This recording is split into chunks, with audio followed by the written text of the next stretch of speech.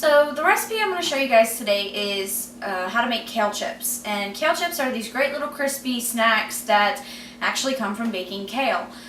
You wouldn't think that they would be good as people say they are, but they actually are pretty darn good.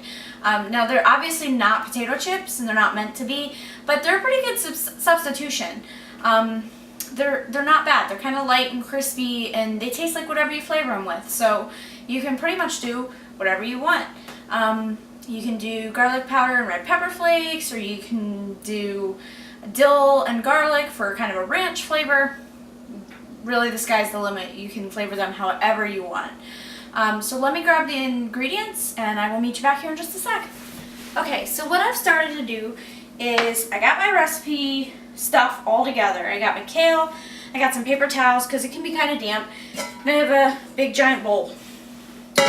So what you do is you take a little knife and just separate the kale from the pieces of stem. You don't want that tough stem in your kale chips.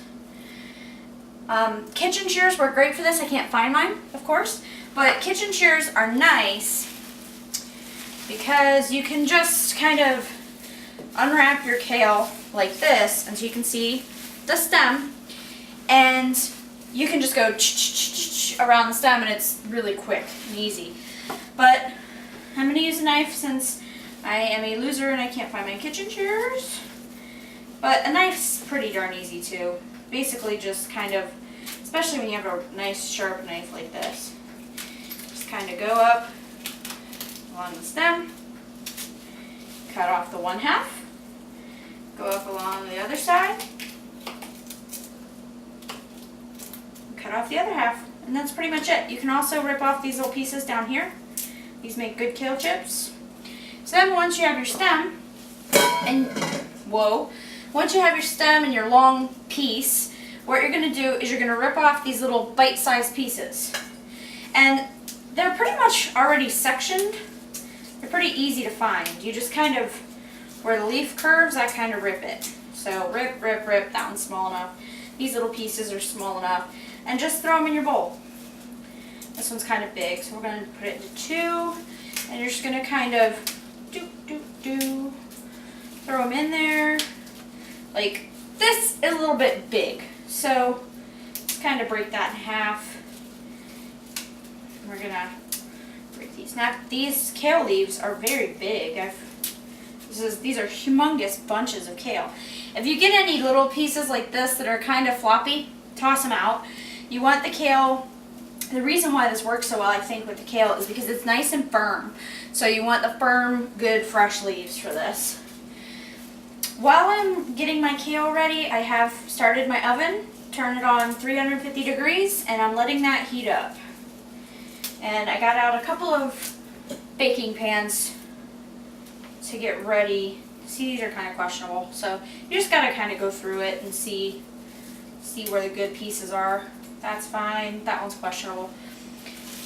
And you keep going at it. Once your bowl is pretty full, then we're going to take some olive oil and seasonings. I am going to use garlic powder, seasoned salt. I'm looking for something. Where the hell is it? Sea salt. So I'm going to do sea salt, a little bit of seasoned salt, and garlic powder. So I like, for one humongous bowl of kale, we're going to go ahead and season it now. So for a big bowl of kale like this, I like a tablespoon of olive oil. I usually do just a hair less than a tablespoon, but you can do anywhere from a teaspoon to a tablespoon, whatever floats your boat.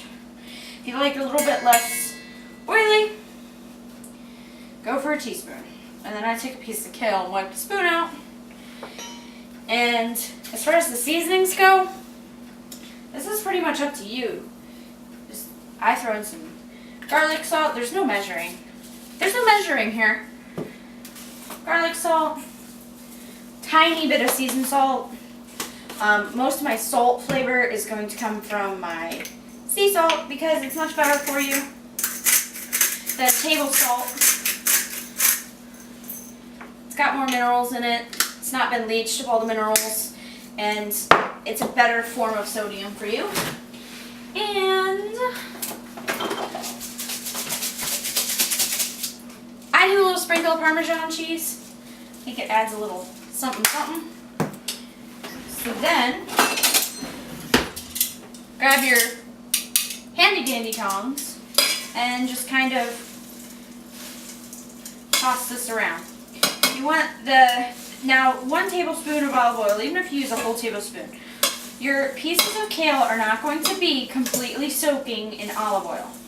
That's not how they're supposed to be. The olive oil is more for flavor than for keeping them from sticking to the pan or frying them or whatever. The olive oil is for flavor. It does stick to the pieces and it does coat them a little bit, but it's not for non-stick purposes. For non-stick purposes, ham or cooking spray of some sort. Take a nice shallow pan. And, I mean, I missed a spot. You don't have to do as much as I do. You can count the calories for it. I know it's 0 calories in 1/4 of a second spray. So, obviously, that was much more than 1/4 of a second spray. So, you can count the calories if you want to. I do not, and I've never had it slow down my weight loss. I figure it's better than melting a big stick of butter in the pan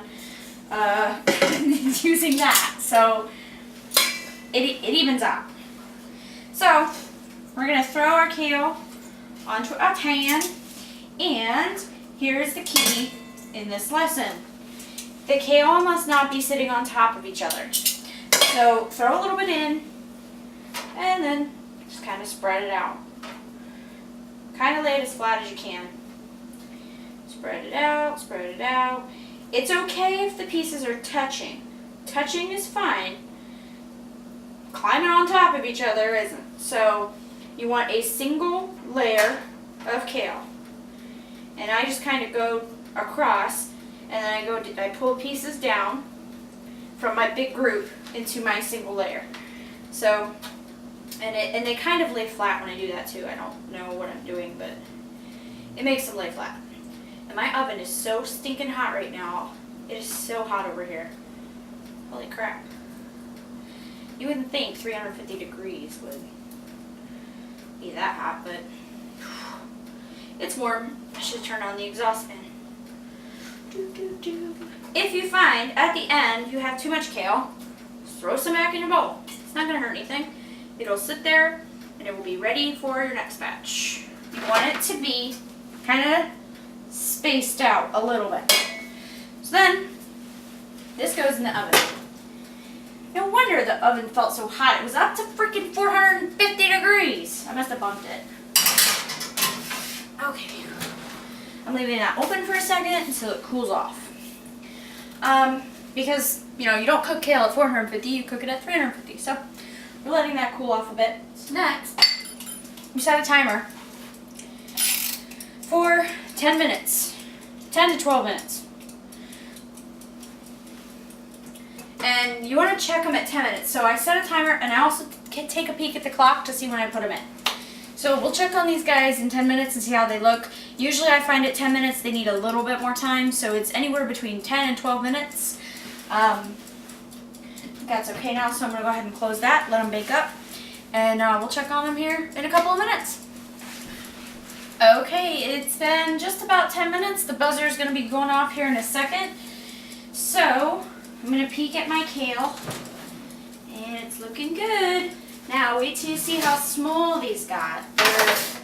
It's kind of ridiculous, but look how tiny. They got all itty bitty on ya. So, the test for me is to shuffle around the pan, and if they sound kind of dry, like dry leaves, they're probably pretty done and crispy. So let's find out. Oh yeah. Oh no. Ow. Don't touch hot pans, bad idea. So these are nice, dry, crispy Kale's. Here's your timer. I'm going to turn this back to 11 minutes. And I'm going to throw our new batch in. And in about 10 minutes, we're going to have a new batch of kale chips. This couldn't be easier. I mean, I know it's kind of a lot of prep work, but it's awesome. I mean, to be able to get a crispy, crunchy snack out of something green, you know, who can do that? Everybody can. But anyway, I don't know if these are too hot for me to show you. Is that a good one? Yeah. Okay. So check this out. It stands up on its own. Well, okay, come on.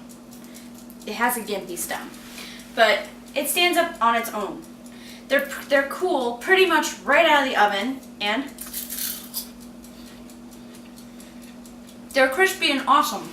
Actually, they're really good. But they're crispy, crunchy. They're good. The only downside of kale chips, stuff stuck in your teeth. I recommend toothbrushing right after you eat them. But that's pretty much it for kale chips. You can stuff them in a Tupperware container, maybe line the bottom with a paper towel. I would recommend throwing them on a plate with a paper towel right out of the oven just to drain any extra oil off. But that's pretty much it. They're pretty simple and they're really, really yummy. So I think you should try them.